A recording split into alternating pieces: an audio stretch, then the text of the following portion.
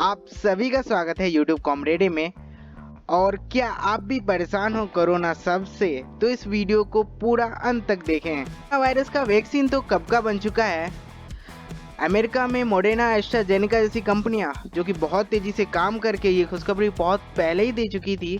5 जून को Donald Trump ने media के सामने ये पूरी तरह ऐलान कर दिया कि 2 मिलियन डोजेस तो तैयार हो गए हैं।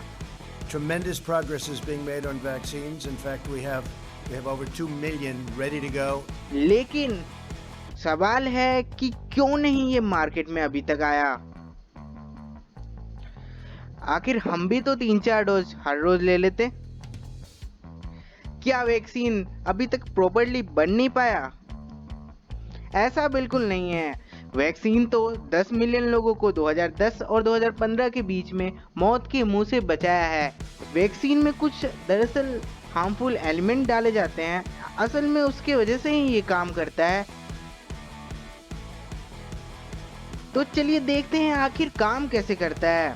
वैक्सीन असल में वो बीमारी का ही कुछ कीटाणु होता है जिसे अधमरे अवस्था में हमारे अंदर डाला जाता है, जिसके वजह से हमारे बॉडी में हार्मोन्स पैदा होते हैं और एक एंटीबॉडी क्रिएट होता है जो उसको आसानी से हरा सकता है, और जीवित कीटाणु को भी वो इसी तरीके के एंटीबॉडी बनाकर आसानी से मात दे देता है और हम बीमारी से जीत जाते हैं। लेकिन वैक्सीन को टेस्ट करना पड़ता है इन हार्मफुल एलिमेंट्स की वजह से ही, कहीं इससे ज़्यादा खतरनाक बीमारी ना हो जाए उस वैक्सीन की वजह से, कहीं ये ना हो कि उसके कई साइड इफ़ेक्ट्स आ जाए, इसलिए हमें उसे बहुत बार टेस्ट करना होता है। वो कुछ महीनों से लेकर के सालों तक चलता है। कोरोना वायरस जैसी बीमारियों में 20 साल तक इसके टेस्टिंग होते हैं। रिसर्च करने में जितना कम टाइम लगता है, टेस्टिंग में उतना ही ज़्यादा। लेकिन ये पैंडेमिक सिचुएशन है, आर्थिक व्यवस्था भी हिल चुकी है, तो बहुत कम टाइम में इसे किया जाना है। लेकिन ये अगर एक लैब में एक मॉडल के हिसाब से करें तो काफ़ी टाइम लग जाएगा, इसलिए इसको अलग अलग लैब्स में अलग अलग मॉडल्स बना के अलग अलग तरीक़ों से इसका टेस्ट किया जाता है।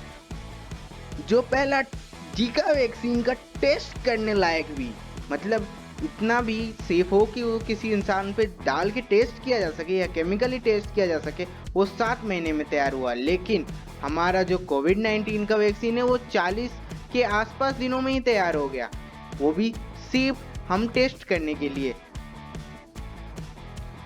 तो टेस्ट करने में काफ़ी अभी टाइम लगेगा उस वैक्सीन को बनने के बाद भी, और उसके बाद भी वो सफल रहा तो हमारे मार्केट में आएगा, जो कि फेज 3 होगा हमारा मैन्युफैक्चरिंग का काम।